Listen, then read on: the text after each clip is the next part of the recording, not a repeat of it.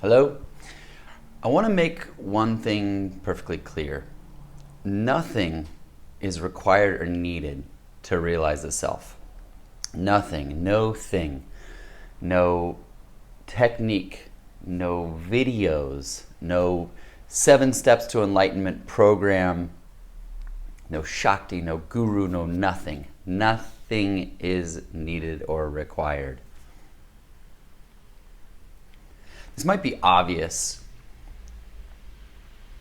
to some, probably very obvious if you've watched or listened to any of these other talkings. But there's a stickiness with this aspect of a technique or some sort of requirement. This thing needs to happen before this other thing happens. And it's just not the case. And then some people will quote other speakers or authors. Ramana Maharshi said, he was talking to someone, and in the sentence here he says that that Kundalini has to happen. That was a comment that I saw recently. The thing about it is that all speakers, all authors of Non-Duality and Advaita contradict themselves because they're talking or writing. They're using words. So contradiction is going to happen. The other thing is that in a lot of those cases, the thing being quoted was in a question and answer environment. So, there's to have a conversation, there has to be some concession in terms of that conversation, so that you're not just shutting someone down. And there's non-duality speakers that just shut people down. That they sort of line up, ask their questions, get their heads chopped off, and you'll even see, speaking of Ramana Maharshi, people will say, should I use a mantra? Should I meditate? And from what I've seen, he never said no. He just sort of rolled with it. Sure, it will occupy the mind. It will occupy the mind and give it something to do while you're waiting around. And I've often wondered if some practices or teachings like Zen for meditation were just to get people to stop asking how to get enlightened. So Master, how do I get enlightened? Go sit over there. And then they would come back. It's not working yet. And they'd say, shh, go sit over there. There's absolutely nothing wrong with any techniques. If you want to do Kundalini yoga, go for it. If you want to meditate, you want to keep reading books, you want to do all these things, that's absolutely fine. But nothing is required, and nothing is needed. Nothing is needed and nothing is required because you're already that. You can't stand up and take a step towards yourself. It doesn't work like that. It's just this. And in fact, if you want to see the technique on how to get it, it's this. That's it. This is it. This is all there will ever be. It's so simple. And yet, the ego wants to complicate it. And so the ego and a seeking mind loves to hear about techniques. It says, I read this passage and it said that this thing is required, so let me laser focus on that. And there's even nothing wrong with that. There's nothing wrong with laser focusing on a specific thing. People ask, what did you do? What do I do? I've tried all these things and it's not working. And those that talk about techniques or tips or advice on things, they're not wrong, they're not bad, they're not trying to create problems. It might just be that they did something.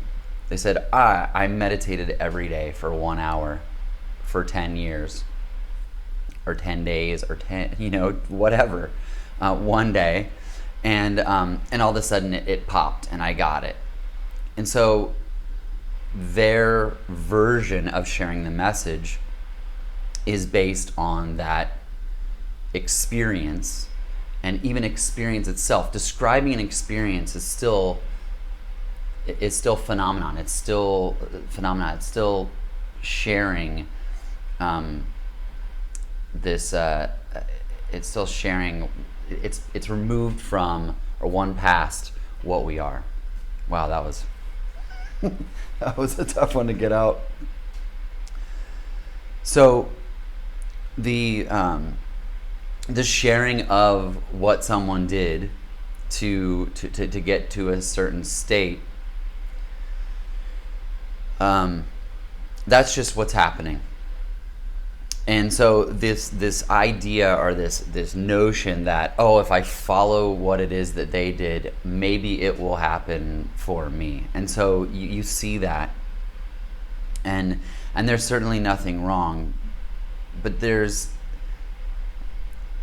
wanted to talk about that today, because when you make a claim that something is required, something has to happen before the self is realized, then you're applying rules, and you're applying that you actually can define what is going on here, and that there's a knowledge about it that can be understood logically through a series of steps. And that's not it, but it's happening within consciousness, so it's accepted. Everything's accepted.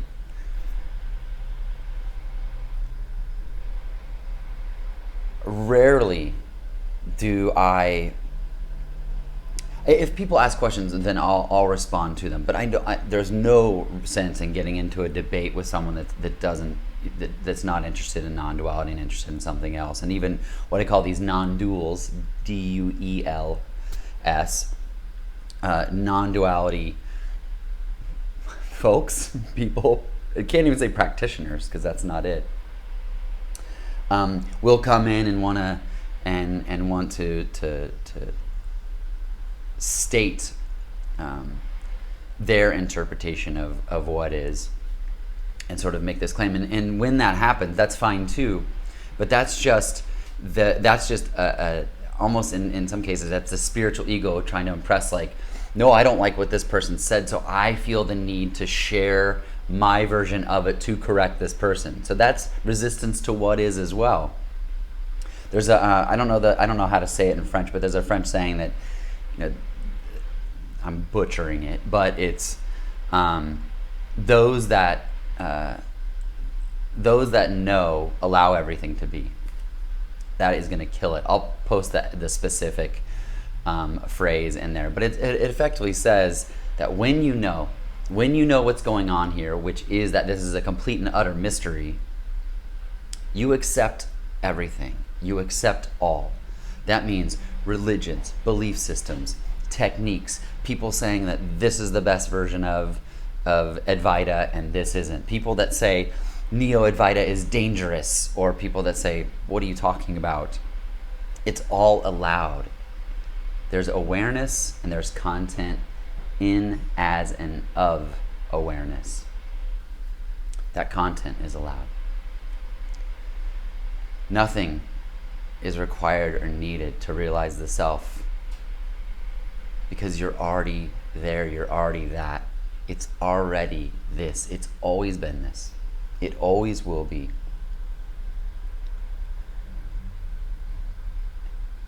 And you don't need to look outside yourself to find it.